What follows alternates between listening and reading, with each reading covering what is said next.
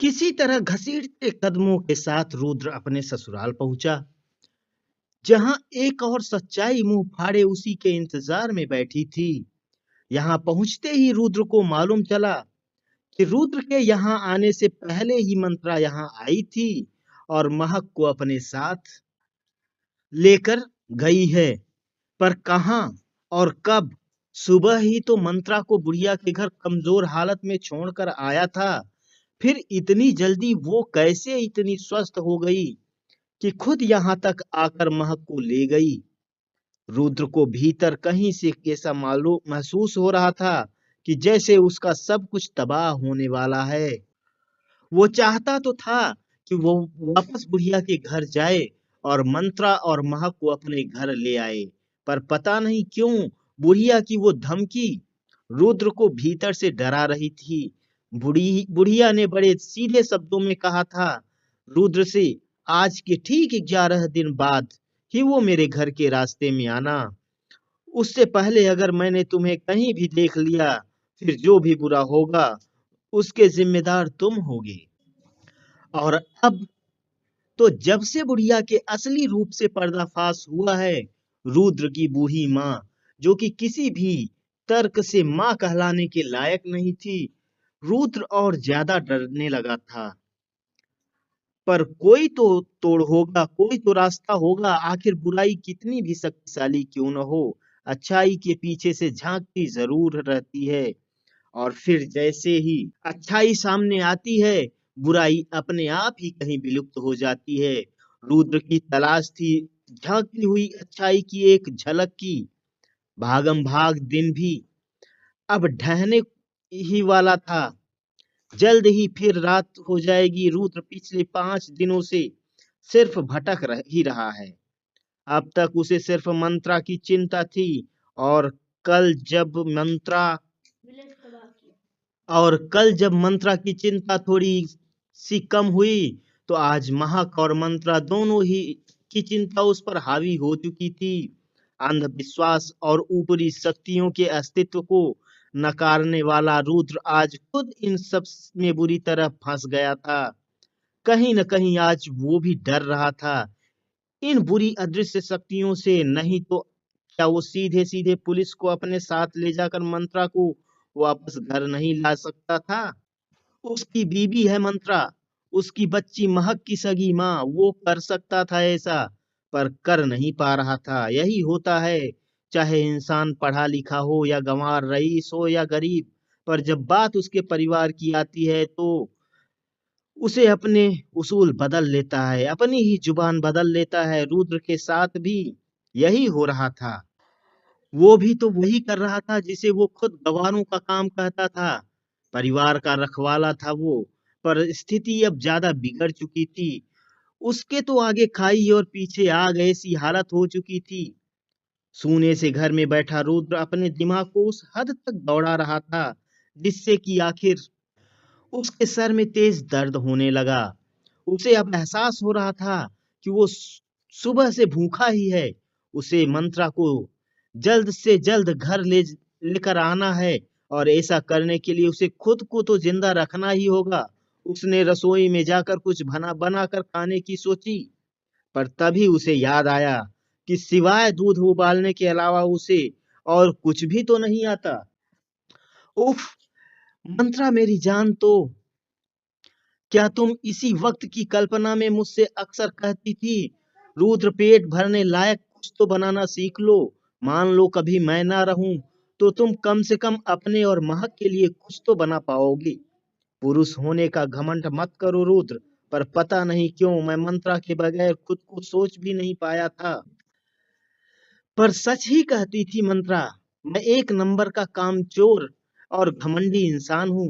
पुरुष होने के अहम में मैं इतना लीन था कि कभी रसोई में से एक गिलास पानी तक उठाकर नहीं पिया था मैंने। बेचारी मंत्रा मेरे हर चीज का ख्याल रखती, मेरे आगे पीछे घूमती रहती। दूध उबालना भी मैं नहीं सीख पाता अगर ये जरूरत महक की ना होती। महक छोटी थी तो एक बार मंत्रा को टाइफाइड हो गया था। मैं खुद तो बाहर से खाकर आ जाता था, पर महक के लिए मुझे दूध गर्म करना ही पड़ता था। उस वक्त भी मैंने कभी मंत्रा के उपदेशों पर गौर नहीं किया, पर आज लग रहा है जैसे अगर उसकी बात मानकर मैं कुछ पकाना सीख जाता तो आज यूं खुद को लाचार तो महसूस नहीं करता। मर्द हो या औरत, सभी को घर के कुछ सामान्य काम तो आना ही चाहिए। मंत्रा, बस तुम एक बार घर आ जाओ, मैं अब तुम्हें कुछ करने नहीं दूंगा, मैं सारे काम सीख लूंगा। इतना कहते कहते रुद्र टपक पड़ता है। फिर उसे महक की याद आती है। उसे याद आता है 6 साल की मासूम महक ने उसे एक बार जबरदस्ती रसोई में ले जाकर मैगी बनते हुए दिखाया था। 2 मिनट में बनने वाली मैगी वाकई 2 मिनट में ही बन गया था। अचानक ही रुद्र को महक पर ढेर सारा प्यार आ जाता है और उसके हाथ अपने आप महक को गले से लगाने के लिए उठ जाते हैं। पर महक थी कहाँ उसके पास। बड़ी उदासी के साथ वो रसोई में गया और जैसे तैसे मैगी को उबाल कर खाने के लिए बालकनी में आ गया। अभी उसने को एक निवाला ही मुंह में डाला था कि उसे उसके कानों के पास हल्की सी सरसराहट महसूस हुई। कोई आवाज जो उसे कुछ कह रही थी। रुद्र सजग हो गया। फिर उसे दोबारा फुसफुसाहट सुनाई पड़ी। कितने लालची हो आदमी हो तुम। बीवी की जरा भी चिंता नहीं है तुम्हें। चलो मेरे साथ, इससे पहले कि अनर्थ हो जाए। कौन कौन हो तुम और ये आवाज कहाँ से आ रही है? मैं कहाँ जाऊं तुम्हारे साथ? क्या अनर्थ होगा? कहना क्या चाहती हो? रुद्र के चेहरे से पसीने से टपक रहे थे। उसका दिल जोर जोर से धड़क रहा था। कौन है जो उसे इस तरह ताने मार रही है? हाँ, आवाज तो किसी लड़की की ही है। रुद्र का गला सूख रहा था, पर तभी जोर जोर से उसके दरवाजे पर दस्तक होती है और वो इस आवाज के डर को भूल दरवाजे की तरफ दौड़ पड़ता है। दरवाजे के उस पार एक बहुत खूबसूरत जवान लड़की खड़ी थी। रुद्र ने गौर से देखा, पर वो नहीं पहचानता था इसे। रात के वक्त कोई लड़की क्या आपकी आएगी उसके घर? पर ये कोई 17-18 साल की अल्लड़ लड़की थी, जिसने बेधड़क ही रुद्र को धकेलते हुए खुद ही घर के अंदर आ गई और टेबल में पड़े मैगी के ब्राउन को उठाकर इत्मीनान से मैगी खाने लगी। रुद्र से अब बर्दाश्त नहीं हुआ। चिल्लाकर उसने कहा, कौन हो तुम बेशर्म लड़की? दूसरे के घर में आकर इस तरह बेशर्मी से खा रही हो। शुक्र मनाओ मेरी बीवी नहीं है अभी, नहीं तो तुम्हें उससे मैं भी नहीं बचा पाता। इतना कहते कहते रुद्र उस लड़की के हाथ से मैगी का कटोरा छीन लेता है। रुद्र ने जो किया शायद कोई भी आदमी यही करता। एक तो वो सुबह से भूखा और परेशान, ऊपर से ये एक नई मुसीबत। पर रुद्र का इस तरह भड़कना उस अल्हड़ किरदार वाली लड़की को अच्छा नहीं लगता। अचानक ही अपने जगह से उठकर वो खड़ी हो जाती है और एक जोरदार थप्पड़ रुद्र के गालों में पड़ता है।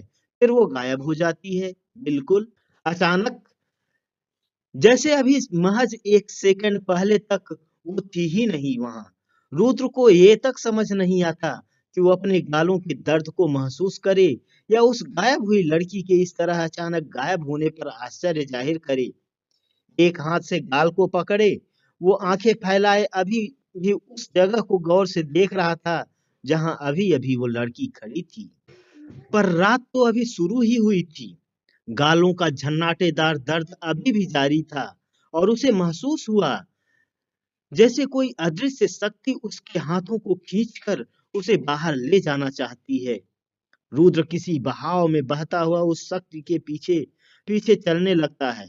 उसे पता नहीं क्यों ऐसा महसूस होता है कि जो भी कुछ हो रहा है उसके पीछे कोई न कोई वजह जरूर है। कहीं ये वही लड़की तो नहीं जो मंत्रा का रूप लेकर पहले भी इस घर की दहलीज तक आ चुकी थी, जिसने रुद्र को पहले भी एक थप्पड़ जड़ा था, जो कि इससे पहले इससे भी जोर का की थी और वो बेहोश हो गया था। फिर उसकी नींद उसी बूढ़ी डायन के घर में खुली। मन में चल रहे उथल पुथल और सवालों के साथ वो उसी तरह घिसटता रहा जहां वो अदृश्य ताकत उसे घसीटने में लगी थी। और अब वो अपनी ही बाइक पर के पास खड़ा था। फिर एक सरसराती हुई आवाज आई जो कह रही थी, चलो, मंत्रा को तुम्हारी जरूरत है। रुद्र अब समझ चुका था कि ये कोई अल्हड़ बेवकूफ लड़की नहीं है, ये तो उम्मीद की एक किरण है जो उसकी मदद करना चाहती है। उसने झट से गाड़ी स्टार्ट की और उसी हाईवे की तरफ चल पड़ा। पूरे रास्ते उसे अपने पीछे किसी के बैठे होने का आभास होता रहा और यह एहसास ही उसके रोंगटे खड़े कर दे रहा था। सुनसान हाईवे का रास्ता आज भी डरा रहा था रुद्र को। आज भी जल रही लाशें अपनी रफ्तार में ही सड़क पर दौड़ रही थी, पर रुद्र इन सब को नजरअंदाज कर सीधे मैदान तक पहुंचने की कोशिश में था। पर तभी उसके आगे उसने देखा, आगे से बुरी तरह आग से लिपटा एक जिस्म दौड़ कर आ रहा था और बहुत जल्द ही वो बिल्कुल गाड़ी के पास आ गई और रुद्र के जिस्म के भीतर से गुजर कर वो बिल्कुल हवा की तरह गुजर गया। सीने में एक भयंकर जलन महसूस किया रुद्र ने और उसकी गाड़ी तो का बैलेंस बिगड़ गया। रुद्र तो पास में ही गिर पड़ा, पर गाड़ी काफी दूर तक नीचे गिरकर भी दौड़ती रही। रुद्र ने देखा मैदान दूर से ही डरावना दिख रहा था, पर कुछ था मैदान के बीचों बीच, कुछ था, कोई मामूली सी रोशनी जो अपनी लौ की ताकत से रुद्र को उस तरफ खींच रही थी। गिरने के वजह से मामूली चोटें आई थी उसे, पर फिर भी वो किसी तरह धीरे धीरे मैदान की तरफ चल पड़ा। उसने देखा मैदान के बीचों बीच हाथ में दिया जलाए मंत्रा बैठी थी और उसके गोद में थी महक। इन दोनों को देखकर रुद्र की चाल तेज हो गई। वो अब इन दोनों के करीब पहुंच गया था। महक दूर से ही अपने पिता को पहचान गई थी। पापा कहकर चिल्लाते हुए एक झटके में वो माँ की गोद से उठकर पिता की तरफ दौड़ पड़ी। उस मासूम को क्या पता यहाँ क्या चल रहा था। दोनों बाप बेटे एक दूसरे के गले से लगकर अपना प्यार दर्शाने लगे, जैसे उन्हें किसी और की और दुनिया की परवाह तक नहीं हो। दोनों एक दूसरे को गले से लगाकर खो गए थे। रुद्र को बिल्कुल भी अंदाजा नहीं था इस प्यार का और इस मुलाकात का क्या हश्र होने वाला है। मैदान में दूर खड़ी एक जोड़ी आंखें रुद्र की उपस्थिति को देखकर गुस्से से आग उगल रही थी, जैसे अभी वो रुद्र को जिंदा ही निगल जाएगी। मंत्रा महक और रुद्र के इस प्रेम मिलाप को देखकर खुद को रोक नहीं पाई और उनके करीब आ गई। पर अभी वो रुद्र के बाहों में जा समाती कि उसे कुछ याद आ गया। उसके कदम पीछे हट गए और उसका आलिंगन अधूरा ही रह गया। पता नहीं मंत्रा को कौन से डर ने डरा दिया। रात के इस वक्त वो महक के साथ यहाँ क्या कर रही थी? ऐसा कौन सा काम उस बुढ़िया ने मंत्रा को दिया था जिसमें महक की उपस्थिति अनिवार्य और रुद्र का होना गुनाह था?